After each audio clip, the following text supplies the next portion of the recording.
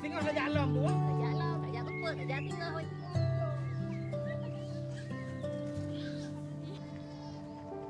Assalamualaikum.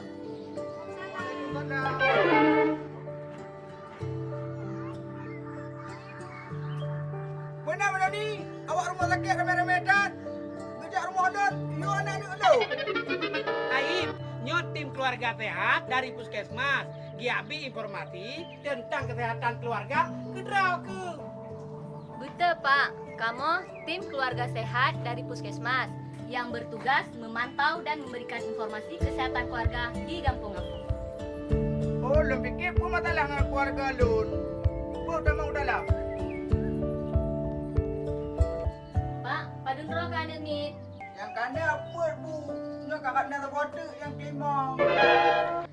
Jadi benar, Pak. Untuk memudahkan kamu bekerja, jut kamu laki kalon fotokopi kakak, Pak. Dia bu. Apa kalau ni?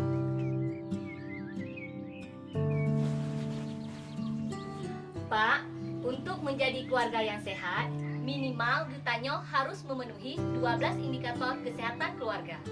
Yang pertama, Pak Him, keluarga berencana, lagi keluarga Rone. Yang rame anet mit, nyan harus nekabe. Yang kedua, melakukan persalinan di fasilitas pelayanan kesehatan, lagi polindes, puskesmas, ataupun rumah sakit, lagi urung inang berat yang tengah hamil.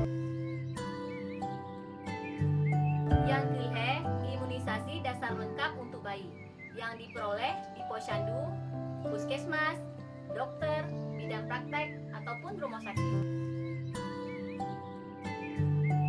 Yang keempat, sesudah bayi lahir, tabi ASI eksklusif sampai bayi umur 2 tahun. Yang kelima, menimbang berat badan balita sejak lahir sampai usia 5 tahun. Nah, ni bapak posyandu ibu? Nah, ibu, nasi kalon mbak buku.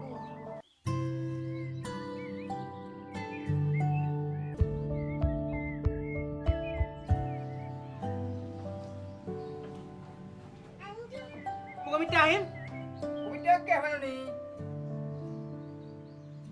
Malaysia, atau kes tak lekut. Kepukeh Aib. Datuk rukuk tiba mana ni? Juk mangak ku dengar haba. Aib. Anak kita buah bahaya rokok. Yang ke mana ni? Kahek dah pegahan ke dengar? Oh, Aib patih ya. Dah kan ditambuk dah. Aib. Nyo yang keenam, anggota keluarga tidak ada yang merokok. Yang ketujuh, tuberkulosis atau TBC.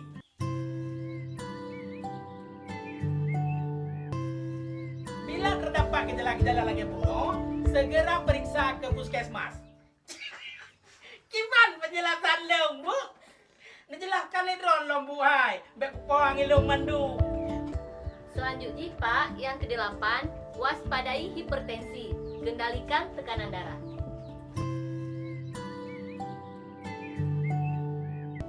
Yang kesikurung, penderita dengan gangguan jiwa mendapatkan pengobatan dan tidak diterlantarkan atau tidak dipasung.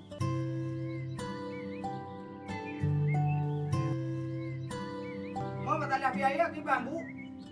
Ahim, anak payah fikir ni dino biaya ubat. Tinggal ikut JKN. JKN.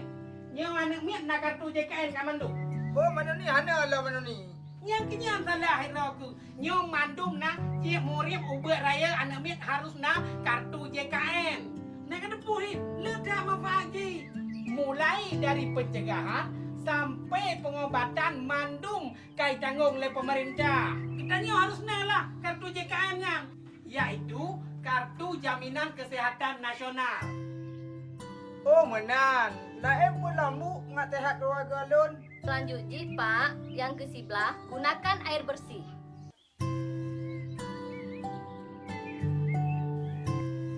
Dan yang terakhir, Pak, yang ke-12, gunakan jamban sehat. Nya ni nama po.